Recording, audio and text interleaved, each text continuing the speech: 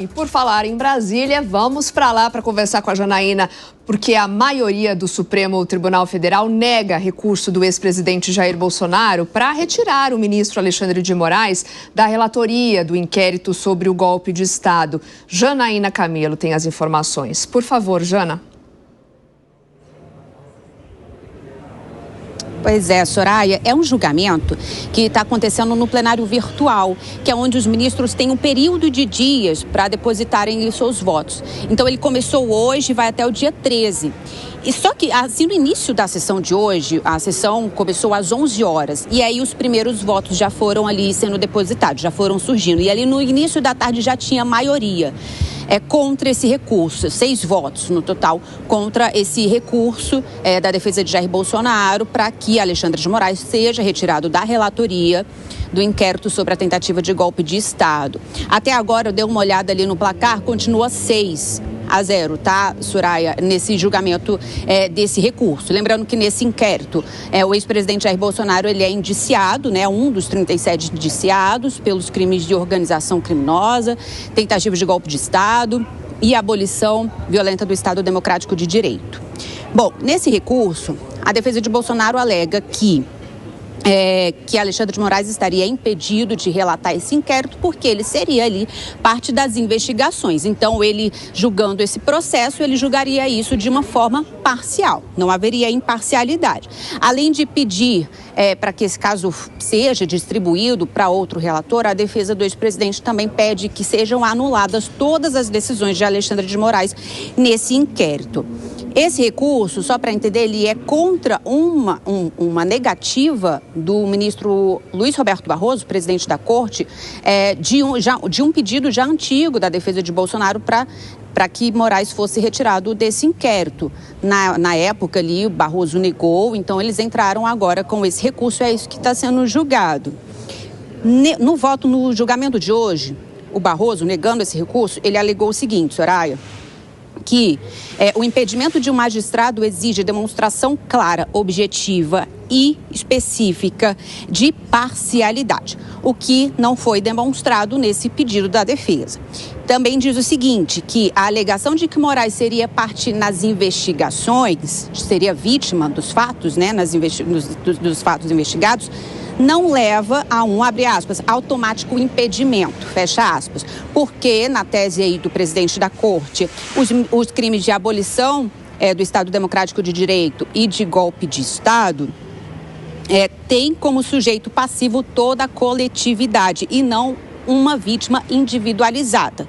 E aí ele segue justificando o seguinte, então, explicando, ou seja, que se a alegação de impedimento fosse aceita nesse caso, porque ele seria parte aí nas investigações, vítima das investigações, então todos os órgãos do Poder Judiciário estariam impedidos de apurar esse tipo de criminalidade contra o Estado Democrático de Direito e contra as instituições públicas.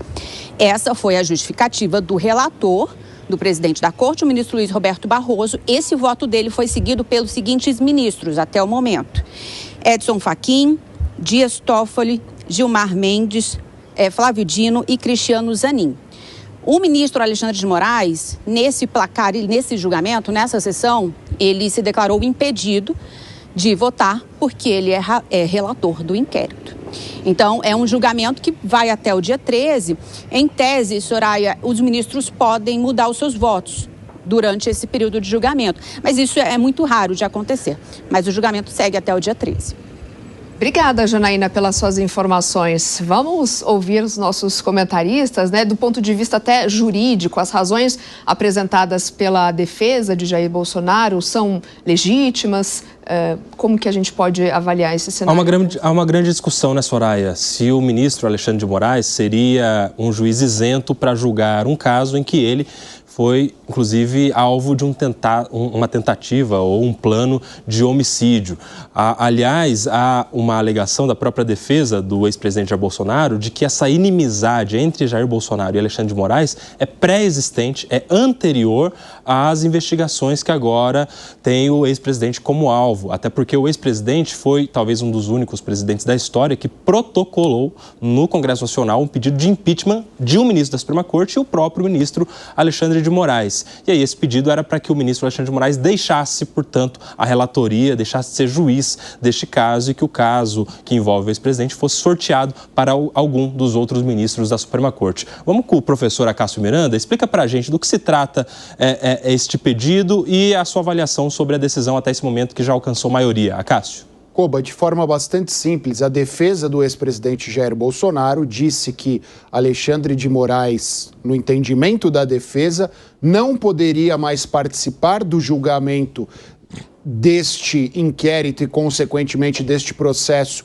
que apuram este suposto golpe, porque ele é objeto, entre aspas, de um dos crimes apurados. É importante a gente ressaltar duas coisas. Primeiro, o inquérito apura dois crimes previstos nos artigos 359L e 359M do Código Penal: atentado contra as instituições e tentativa de golpe de Estado.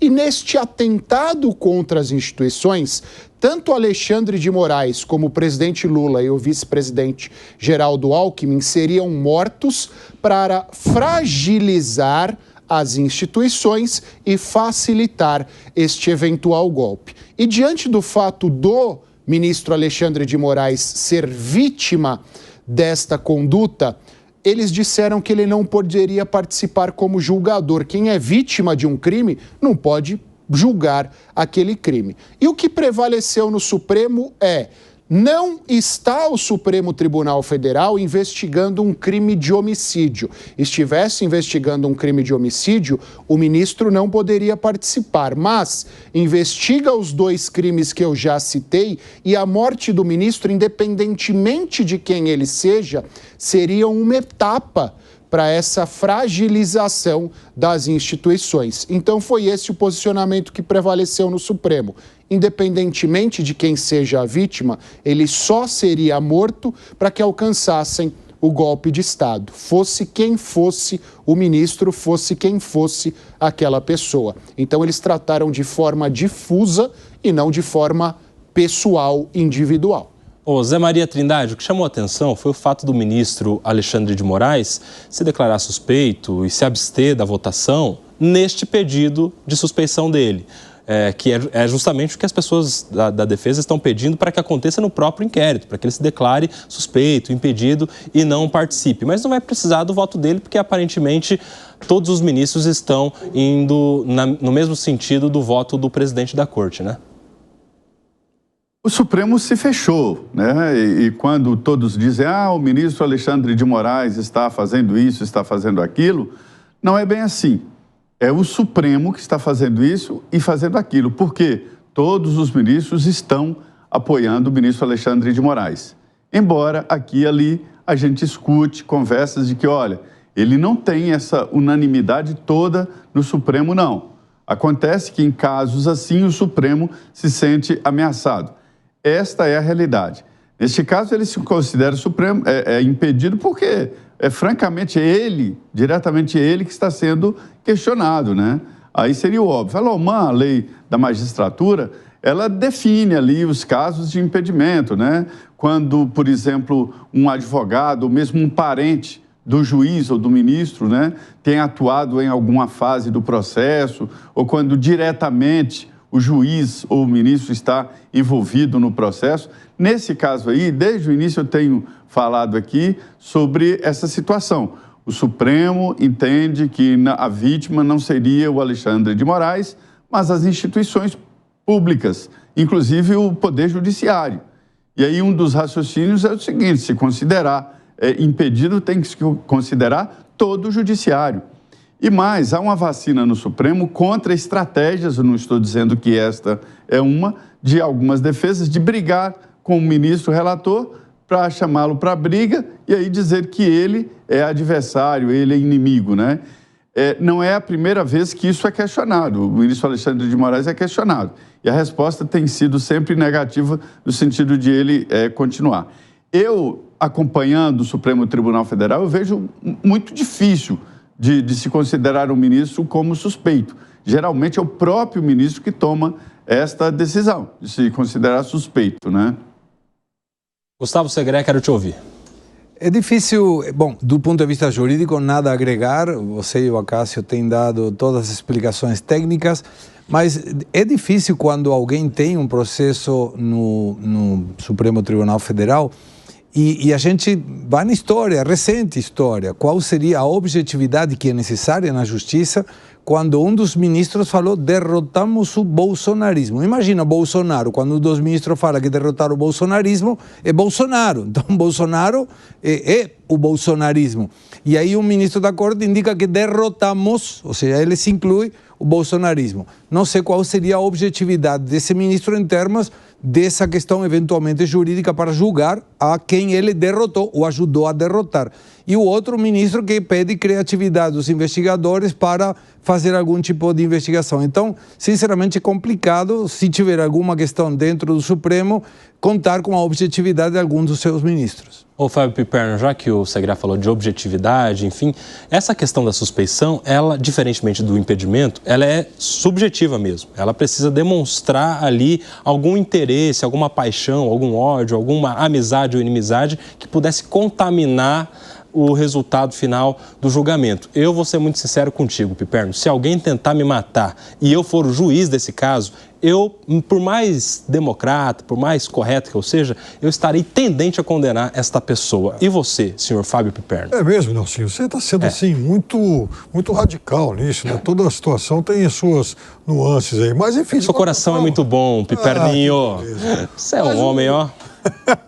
O ambiente está muito conflagrado, especialmente desde 2021, né? Quando, inclusive, os ministros, e particularmente o ministro Alexandre, foi, digamos, verbalmente agredido aqui na Avenida Paulista, né? Foi xingado e tal. Aí depois surgiu aquela carta cachimbo da paz aí, redigida pelo ex-presidente Michel Temer, né? Que foi, inclusive, quem indicou Alexandre de Moraes para o STF. Né? Muita gente, aliás, se esquece disso. Mas é claro que ocorreram também, eu diria, alguns exageros, como essa declaração que o Segrá mencionou do ministro, dizer, enfim, derrotamos o bolsonarismo. Então, eu acho que isso extrapolou digamos, a boa liturgia desse, enfim, e o bom andamento desse processo. De qualquer forma, veja, não só um ministro, mas as instituições que são atacadas quando bolsonaristas, sim, né, eles urdiram toda essa trama. E isso já está, né, fartamente documentado aí por todos esses papéis, esses gráficos, enfim, tudo isso que apareceu lá nos arquivos de Mauro Cid. Por sinal, né, foi praticamente uma confissão impressa, né? Eles gostam tanto disso, né? Impressa e auditável.